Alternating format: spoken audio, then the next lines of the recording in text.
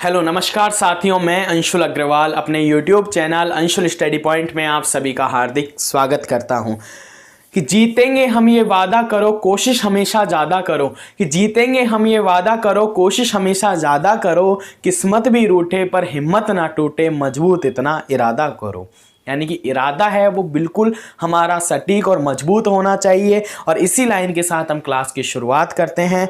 और हम साधारण ब्याज वाले टॉपिक पर चर्चा कर रहे थे और ये साधारण ब्याज एसआई से रिलेटेड है, वो लास्ट क्लास है। इसके बाद में हम कल से नेक्स्ट क्लास में न्यू टॉपिक पर चर्चा करेंगे, क्योंकि मैंने सारे जो भी क्वेश्चंस हर टाइप पर आधारित, तो जो कि सिंपल इंटरेस्ट से रिलेटेड क्वेश्चंस हैं, वो चाहे किसी भी पैटर्न पर आधारित हो या किसी भी टाइप पर आधारित हो, तो मैंने आपको सारे क्वेश्चंस करवाए हैं और सारे ही कंप्लीटली बिल्कुल बेसिक कॉन्सेप्ट के साथ में, और जिनकी शॉर्ट ट्रिक्स थी वो ट्रिक्स भी आपको बताई है। तो आप इन क्लासेस का एक बार रिवीजन कीजिएगा, जिससे कि क्या हो, ये टॉपिक है बिल्कुल कंप्लीट हो जाए, क्योंकि इस टॉपिक से एग्जाम में क्वेश्चंस आते ही हैं। ये एक ऐसा टॉपिक है जो कि हर एक एग्जाम में क्या करता है, अपना एक रोल फिल करता है, किस प्रकार से कि एक ना एक क्वेश्चंस आपको किसी भी एग्जाम में देखने को मिलते हैं।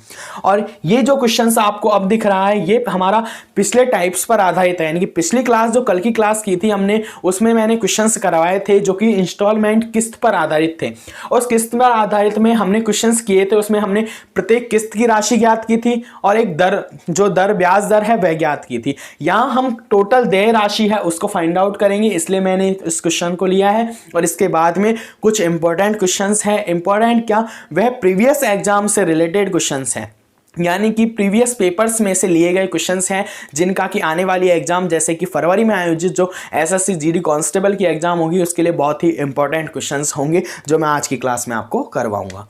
तो ये क्वेश्चंस को हम करते हैं। जो कहा गया है कि वह ऋण की कुल देय राशि ज्ञात करो, यानी कि टोटल जो धनराशि है वो हमें काउंट करनी है, फाइंड आउट करनी है, जिसे 4% की दर से, यानी कि ब्याज दर है वो कितनी है, 4% है, और 5 वर्ष है, उसमें कितना, 1500 रुपए की वार्षिक समान किस्तों के, यानी कि 1500 रुपए की समान किस्त है क्या कर रहा है, अदा कर रहा है। और जो भी कितनी समान किस्त है, वार्षिक है 1500 रुपए हर, कहे तो पर ईयर, और कितने वर्ष तक, 5 वर्ष तक, और 4% ब्याज दर है। हमें वह टोटल धनराशि ज्ञात करनी है कि कितनी धनराशि होगी जो वो क्या करेगा, 5 साल में उसको क्या है, अदा करेगा।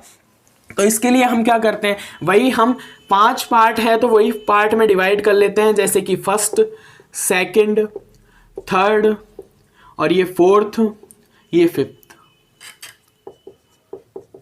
क्योंकि 5 ईयर्स है, 5 इंस्टॉलमेंट किस्त के रूप में लिखना है हमें, इसलिए। और उसके बाद में हम जानते हैं कि हम क्या मानते हैं, 100 मानते हैं हम हमेशा, इतना 100 मानते हैं, तो इसे 100 एज इट इज वैसे ही मानेंगे। और जो ब्याज दर लग रही है उसे क्या करेंगे, प्लस करेंगे। उसके बाद में टोटल धनराशि होगी, वो टोटल धनराशि डायरेक्ट वैल्यू के रूप में नहीं होगी, वो एक रिलेशन के रूप में होगी। और उस रिलेशन से हम क्या करेंगे, ये फाइंड आउट करेंगे, क्योंकि प्रत्येक किस्त की राशि हमें दी हुई है।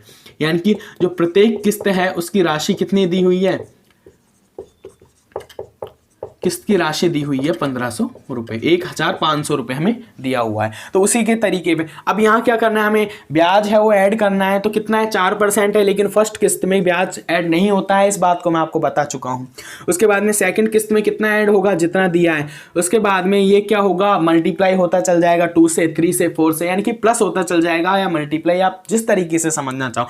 +4 है, +8 हो जाएगा, +12 हो जाएगा, और +16 हो जाएगा। इसे क्या करना है, हमें ऐड करना है। तो ये हो जाएगा 100, और ये कितना है, 104 प्लस ये 108 प्लस 112 प्लस 116, और इसे हम टोटल करेंगे। और ये टोटल जो राशि है वो कितनी आ जाएगी, 8 16 4 20, यानी कि 0 2 3 4, और ये कितना आ जाएगा, 5, यानी कि 540 है। ये 540 क्या है, टोटल देय राशि है।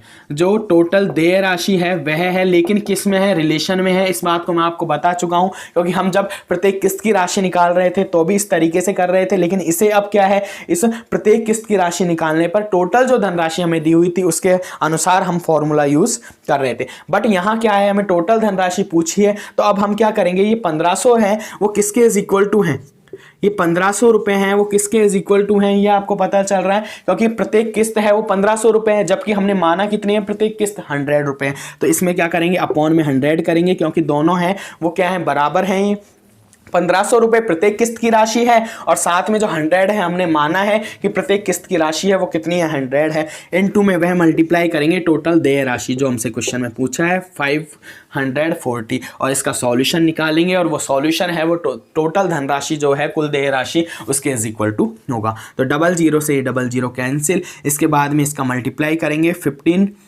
ये हो जाएगा 15 इंटू 540, इससे मल्टीप्लाई करने पर कितना आ जाएगा, 0 एज इट इज़। 15 का मल्टीप्लाई करेंगे 0 6 81, यानी कितने हो जाते हैं 8100 रुपये। 8100 रुपये आंसर आ गया। ये टोटल धनराशि है उस व्यक्ति द्वारा जो कि 4% ब्याज दर है उस पर 5 वर्ष में प्रत्येक किस्त अगर 1500 रुपये वह देता है तो वह टोटल धनराशि जो 5 वर्ष में देगा वो कितना देगा, वो 8100 रुपये देगा, यानी कि 8100 रुपये वह टोटल देगा। तो ये बात आपको समझ में आ गई होगी। इस टाइप का क्वेश्चंस हैं हम पिछले क्लास में कर चुके हैं, बट उसमें हमने प्रत्येक किस्त की राशि निकाला था, दर निकाली थी, लेकिन यहाँ हमने टोटल धनराशि निकाली है, बस कुछ डिफरेंट, कुछ फर्क नहीं है। तो ये क्वेश्चन आपको समझ में आ गया होगा। आगे नेक्स्ट क्वेश्चंस पर हम चलते हैं जो कि इंपॉर्टेंट क्वेश्चंस हैं और प्रीवियस एग्जाम में आए हुए क्वेश्चंस हैं, एसएससी एग्जाम्स में आए हुए क्वेश्चंस हैं और आने वाली एग्जामों के लिए बहुत ही इंपॉर्टेंट क्वेश्चंस होंगे, क्योंकि जब एग्जामिनर पेपर सेट करता है तो वह प्रीवियस एग्जाम पेपर के आधार पर ही पेपर सेट करता है। जैसे कि क्वेश्चन है कि 10,000 रुपये की राशि साधारण ब्याज पर 10,000 रुपये की राशि है, वह साधारण ब्याज पर एसआई पर सिंपल इंटरेस्ट पर 15% वार्षिक दर से 15% वार्षिक दर से पी वर्षों में, अब जो क्वेश्चन में कहा है वही हम लिखेंगे पी वर्षों में, क्योंकि प्रीवियस एग्जाम में आया हुआ क्वेश्चन है। 16,000 हो जाती है, कितनी 16,000 है वह हो जाती है। तो पी का मान क्या होगा ये पूछा है, तो पी का मान क्या होगा। अब यहाँ पी का मान मूलधन से रिलेटेड नहीं है क्योंकि पी क्या दिया हुआ है, वर्षों में दिया हुआ है, तो पी का मान क्या होगा हमें यानी कि टाइम निकालना है। और ये क्वेश्चंस है वो एसएससी के एग्जाम में आया हुआ है, एसएससी जीडी 2019, इसमें एसएससी जीडी का पेपर लगा था 2019 में, उस पेपर का क्वेश्चंस है ये, यानी कि इस प्रकार के क्वेश्चंस एग्जाम में आते हैं। इसका प्रूफ मैं साथ में देते चल रहा हूं और आने वाले एग्जामों में इस प्रकार के क्वेश्चंस आएंगे, इसका भी आप विश्वास कहें तो कर लीजिएगा, क्योंकि ऐसे ही क्वेश्चंस है वो एग्जाम में आते हैं। इसका प्रूफ भी मैं आपको साथ में दे रहा हूं, एसएससी जीडी 2019 में आया वो क्वेश्चन है। तो इसका सॉल्यूशन करते हैं, बहुत ही इजी सॉल्यूशन है। इस प्रकार के क्वेश्चंस मैं आपको करवा चुका हूं तो कोई प्रॉब्लम होनी नहीं चाहिए। कि 10,000 रुपये की राशि यानी कि मूलधन है वो कितना दिया हुआ है, यहाँ हमें मूलधन है वो कितना दिया हुआ है 10,000 रुपये है, और साथ में राशि एसआई पर है, सिंपल इंटरेस्ट पे है, तो प्रत्येक वर्ष ब्याज समान होगा, 15% वार्षिक दर से है, तो आर की वैल्यू है वो कितनी है 15% है, और पी वर्षों में यानी कि टाइम है वो कितना दिया हुआ है पी वर्ष।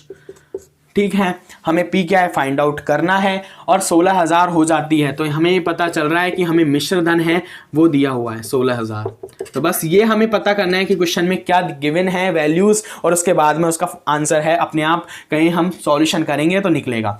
तो मूलधन जब 10,000 रुपये, मिश्र धन 16,000 रुपये, तो हम जानते हैं हमें ब्याज अगर फाइंड आउट करना है, ऐसा ही फाइंड आउट करना है, तो हम क्या करते हैं, हम मिश्र धन में से क्या करते हैं, मूलधन को क्या करते हैं माइनस करते हैं, और मूलधन को माइनस करने का मतलब है कि मिश्र धन कितना है 16,000 है और मूलधन है 10,000 है, तो यहाँ से जो ब्याज आएगा वो कितना आएगा 6,000 रुपये, यानी कि जो एसआई की वैल्यू है वो कितनी आ जाती है 6,000 रुपये। ये बिल्कुल सिंपल क्वेश्चन है, कोई ज़्यादा टिपिकल नहीं है। जब हम इससे कहें तो लेंथी क्वेश्चंस भी कर चुके हैं, तो ये तो बहुत ही इजी क्वेश्चन हो जाता है। तो यहाँ है, और उसके बाद में हम एसआई वाला फॉर्मूला लगाएंगे। एसआई का फॉर्मूला क्या है, वही मूलधन इंटू दर इंटू समय अपॉन में 100, यही है। तो एसआई की वैल्यू कितनी है 6,000 रुपये आई है, तो यहाँ से 6,000 इज इक्वल टू में मूलधन कितना दिया हुआ है 10,000 दिया हुआ है, तो 10,000 इंटू दर की वैल्यू कितनी है 15%, तो 15 as it is into time. अब टाइम हमें किस में दिया हुआ है पी में दिया हुआ है वर्ष, तो P as it is upon में 100 और यहाँ से हमें पी की वैल्यू फाइंड आउट करनी है और आसानी से हम कैलकुलेट कर सकते हैं, कोई प्रॉब्लम हमें नहीं होगी। तो यहाँ से क्या होगा, हम बात करें 00 से, ये 00 कैंसिल हो जाती है, P एज इट इज़ यहाँ रहता है, उसके बाद में 6000 है वो एज इट इज़ है, और इसे क्या करेंगे, ये क्या है 100 इंटू 15 है, वहाँ मल्टीप्लाई में है, तो यहाँ किस में आ जाएंगे डिवाइड में आ जाएंगे, और इसका सॉल्यूशन करना है तो वही 00 से 00 कैंसिल, ऊपर 60 है और नीचे कितना है 50, तो कितनी बार कैंसिल हो जाएगा 4 बार, यानी कि जो P की वैल्यू है वो कितनी आ जाती है 4 वर्ष। बहुत ही इजी क्वेश्चन है, कोई ज़्यादा टिपिकल क्वेश्चन नहीं है, और इसी तरीके के क्वेश्चन से एग्जाम में आते हैं। इसका साथ में प्रूफ आपको दिख रहा है कि एसएससी जीडी 2019 का क्वेश्चन है, एसएससी जीडी 2019 में आया हुआ क्वेश्चन है, और आने वाली एग्जाम जैसे कि एसएससी जीडी की मैं बात कर रहा हूँ जो कि फरवरी में आयोजित होगी, फरवरी 2024 में आयोजित होगी, उसमें भी ये क्वेश्चन है बहुत ही इंपॉर्टेंट रोल फिल करेंगे, क्योंकि इसी प्रकार के क्वेश्चन हैं एग्जाम में आते हैं। तो मैं सारे आपको जो भी इंपॉर्टेंट क्वेश्चंस हैं वो करा रहा हूँ, साथ में प्रीवियस एग्जाम पर आधारित क्वेश्चंस करा रहा हूँ। मैंने पहले भी कहा था कि क्लासेज है बहुत ही इंपॉर्टेंट होंगी, आप इनका जो प्रूफ होगा वो आने वाली एग्जामों में आपको देखने को मिलेगा, क्योंकि इसी पैटर्न पर, इसी टाइप्स पर आधारित क्वेश्चंस आपको आने वाली एग्जामों में मिलेंगे।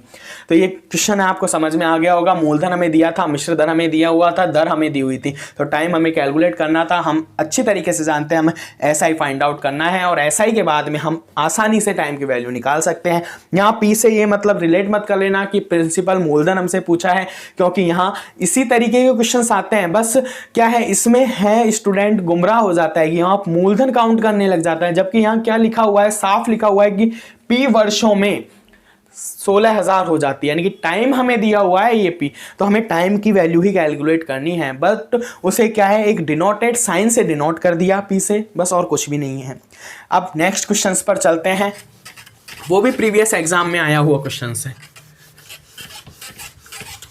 क्योंकि अब मैं जो करा रहा हूँ इस क्लास के माध्यम से वह यही है कि पूरे जो प्रीवियस एग्जाम में क्वेश्चंस आए हैं वही क्वेश्चंस मैं करा रहा हूँ, और उसके बाद में कल से हम न्यू टॉपिक पर चर्चा करेंगे कि 4,000 रुपये की राशि, 4,000 रुपये की राशि को 10% वार्षिक दर से, को 10% वार्षिक दर से साधारण ब्याज पर उधार दिया जाता है। किस पर? साधारण ब्याज है, एसआई है, साधारण ब्याज पर उधार दिया जाता है।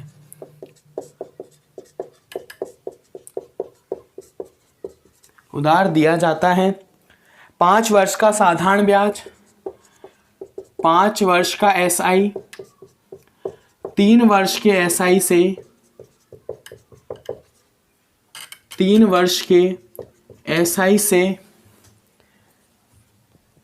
कितना अधिक होगा, ये क्वेश्चन में पूछा है। निकालना वही एसआई है, लेकिन क्या है डिफरेंस पूछा है, और डिफरेंस कैसे निकालते हैं, किस प्रकार से निकालते हैं ये आपको बता चुका हूं, और ये भी किसमें एसएससी, क्योंकि ये भी एसएससी जीडी 2019 में आया हुआ क्वेश्चन है। इसका प्रूफ है ये कि क्वेश्चंस किस प्रकार के एग्जाम में आते हैं, और वो एसएससी से रिलेटेड एग्जाम हो, चाहे वो राजस्थान आरएसएम एसएसबी द्वारा ली जा रही एग्जाम हो, उनमें इसी प्रकार के क्वेश्चंस आपको देखने को मिलेंगे। अब ये क्वेश्चन है वो एसएससी जीडी कांस्टेबल 2019 है, उसमें आया हुआ क्वेश्चन है। इसका सॉल्यूशन करते हैं हम, और बहुत ही ईजी सॉल्यूशन है, कोई ज़्यादा टिपिकल नहीं है। इस प्रकार के क्वेश्चन मैं आपको पिछली क्लासेस में करवा चुका हूँ, तो कोई घबराने वाली बात भी नहीं है। ये 4,000 रुपये की राशि है जिसको 10% वार्षिक दर से, यानी कि मूलधन कितना हो जाता है 4,000 है, तो यहाँ से हमने क्या लिखा मूलधन, इसको हम क्या करें प्रिंसिपल से लिख लेते हैं पी से। वहाँ हमने इसलिए नहीं लिखा क्योंकि वहाँ वर्ष में टाइम है वो पी में दिया हुआ था, तो मूलधन कितना हो जाता है 4,000 रुपये है। साथ में अब क्या कहा है राशि को 10% वार्षिक दर से, तो आर इज इक्वल टू कितनी हो जाती है 10% से साधारण ब्याज पर, हमें ऐसा ही काउंट करना है, ये हमें पता चल गया। साधारण ब्याज पर उधार दिया जाता है, इतना अमाउंट है, इस परसेंटेज पर उधार दिया जाता है, 5 वर्ष का एसआई। अब हमें टाइम की वैल्यू है वो फाइंड आउट करनी है कि यहाँ टाइम कितना होगा, क्योंकि हमें क्या चाहिए एसआई का फॉर्मूला है, एसआई हमें काउंट करना है, एसआई में P into R into T upon में 100, तो हमें टाइम की वैल्यू और चाहिए। उसके बाद में क्वेश्चंस का आंसर है वो बहुत ही सरल तरीके से हो जाएगा। तो टाइम कैसे फाइंड आउट करना है, क्या टाइम हमें ज्ञात करना है, ये देखो 5 वर्ष का एसआई 3 वर्ष के एसआई से कितना अधिक होगा, ये पूछा है कि 5 वर्ष का जो साधारण ब्याज है वो 3 वर्ष के साधारण ब्याज से कितना अधिक होगा। और हम जानते हैं इस बात को कि साधारण ब्याज होता है वो पर ईयर सेम होता है। अगर दर और मूलधन दोनों अगर सेम हैं तो पर ईयर यानी कि वार्षिक ब्याज दर सेम है तो प्रत्येक साल का जो साधारण ब्याज होता है वो समान होता है। इस बात को हम जानते हैं क्योंकि उसमें क्या होता है कि साधारण ब्याज हमेशा पर ईयर सेम होता है। तो सेम होता है तो 5 वर्ष का एसआई और 3 वर्ष का एसआई इनका डिफरेंस देखो, यानी कि 5 वर्ष का एसआई इज इक्वल माइनस 3 वर्ष का एसआई। यही कहना चाह रहा है क्वेश्चन कि 5 वर्ष का एसआई 3 वर्ष के एसआई से कितना अधिक होगा। 5 वर्ष का एसआई अधिक होगा इस बात को हम जानते हैं, और 3 वर्ष का एसआई क्या है, कम होगा। तो इसमें से इसको निकाल देंगे हम, 5 वर्ष के एसआई में से माइनस करेंगे 3 वर्ष का एसआई, तो हमें कितना अधिक है ये पता चल जाएगा। और वो कितना अधिक है वो कितना आएगा, 2 वर्ष का एसआई। तो हम क्या करेंगे, डायरेक्ट 2 वर्ष का एसआई निकाल लेंगे। अब ये क्वेश्चन बस यही समझने वाली बात थी, क्योंकि हम इस क्वेश्चन में हमें ये गलती नहीं करनी है कि हम 5 वर्ष का एसआई निकालें फिर उसके बाद में 3 वर्ष का एसआई निकालें और उसे माइनस करें फिर क्वेश्चन का आंसर निकालें।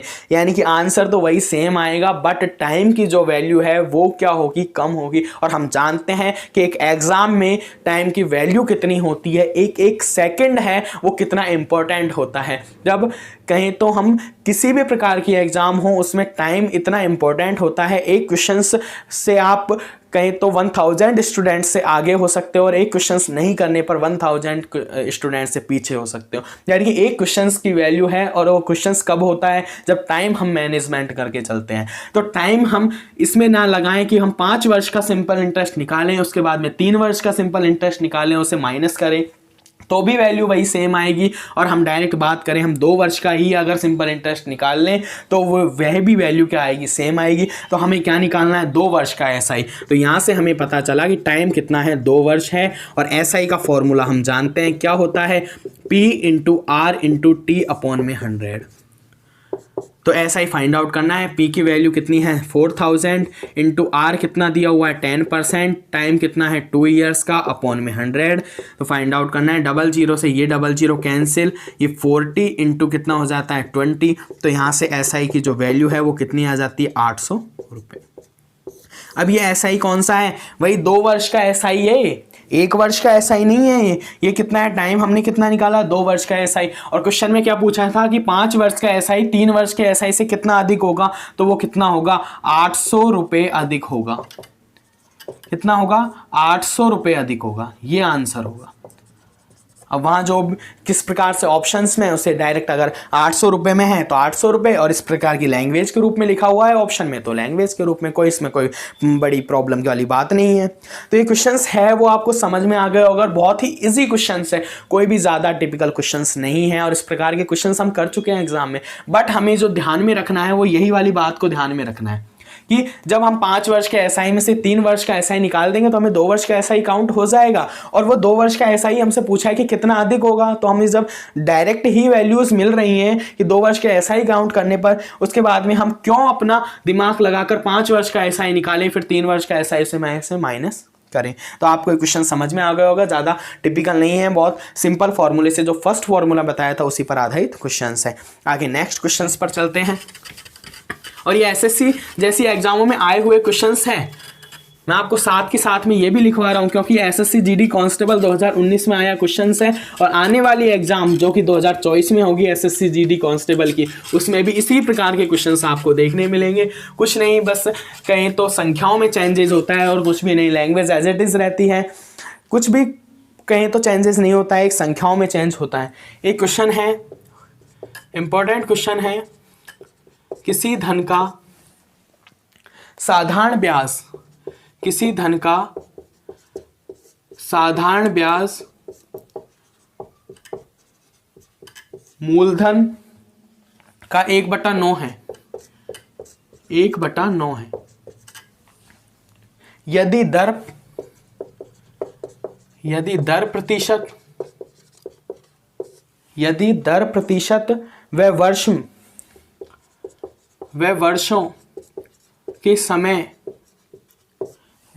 के समय के संख्यात्मक मान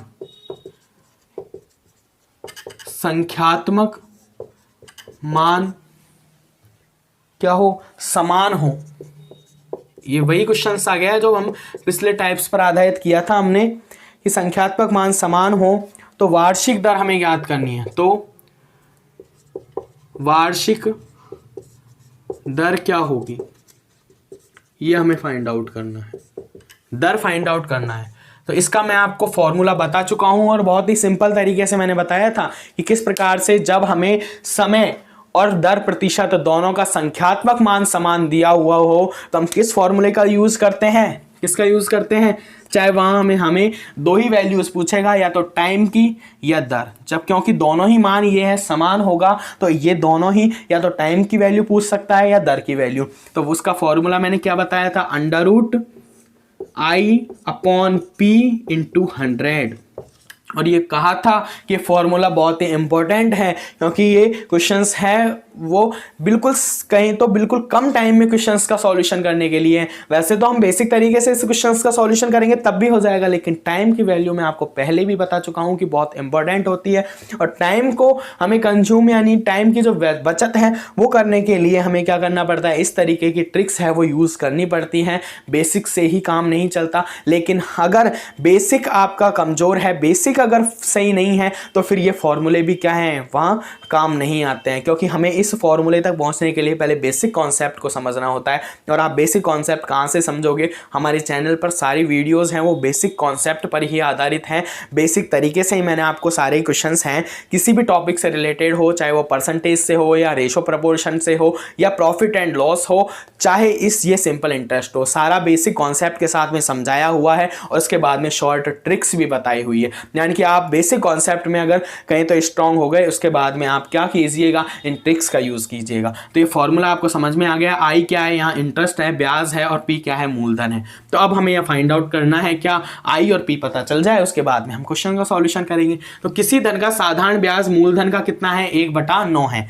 तो किसी धन का साधारण ब्याज यानी कि एसआई है वह क्या दिया हुआ है, मूलधन का, मूलधन यानी कि पी का कितना है, 1/9 है। यही कहा गया है, सिंपल इंटरेस्ट है, साधारण ब्याज में मूलधन का 1/9 है, दर प्रतिशत और वर्षों के संख्यात्मक मान समान है, तो वार्षिक दर क्या है। तो यहाँ से हमें एसआई की वैल्यू पता चलेगी। तो एसआई की वैल्यू कैसे पता चलेगी, हम एसआई एज इट इज है और क्या करेंगे, यहाँ P इंटू का मतलब क्या होता है, मल्टीप्लाई 1/P को इधर लेकर आएंगे तो SI अपॉन में P इज इक्वल टू में 1/9। यहाँ से हमें पता चला कि SI की वैल्यू कितनी है 1 और P की वैल्यू है, मूलधन की वैल्यू है वो कितनी है 9 है। बस ये बात हमें पता चल गई। उसके बाद में क्वेश्चंस का सॉल्यूशन आसानी से हम कर सकते हैं इस फॉर्मूले का यूज करते हुए।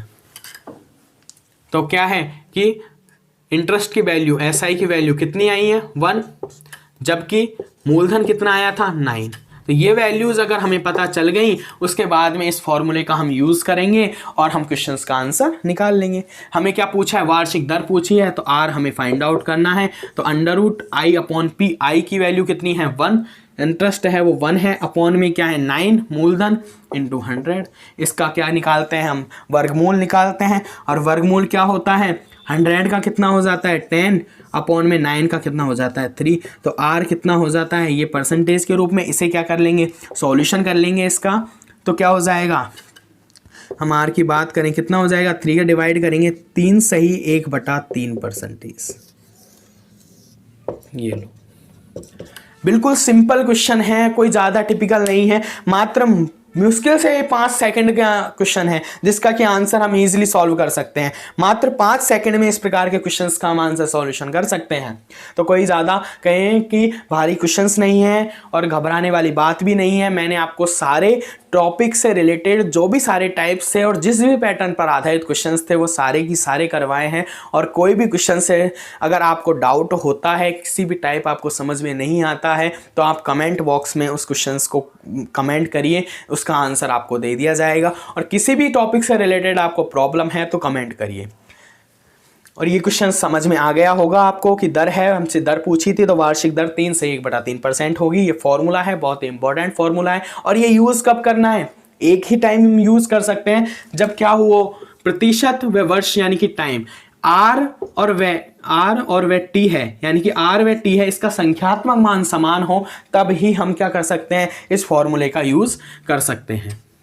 ये बात क्या है, हमें ध्यान में रखनी है। तो एक समझ में आ गई होगी। और ये साधारण ब्याज है, हमारा टॉपिक है, वो कंप्लीट हो चुका है। बिल्कुल बेसिक कॉन्सेप्ट के साथ में मैंने आपको शॉर्ट ट्रिक से, मेथड से सारे क्वेश्चंस करवाए हैं। तो आज की क्लास यहीं समाप्त करते हैं और कल न्यू टॉपिक पर चर्चा करेंगे, न्यू टॉपिक स्टार्ट करेंगे, तो उस पर चर्चा करेंगे। आप इस चैनल को सब्सक्राइब कीजिए और वीडियो को ज़्यादा से ज़्यादा शेयर कीजिए, क्योंकि आने वाली एग्जामों में जब इनमें से क्वेश्चंस आएंगे तो उनका बेनिफिट्स स्टूडेंट को पहले से ही हो जाए। इसीलिए आप इस वीडियो है इसको शेयर कीजिएगा ज़्यादा से ज़्यादा और चैनल को सब्सक्राइब कीजिए।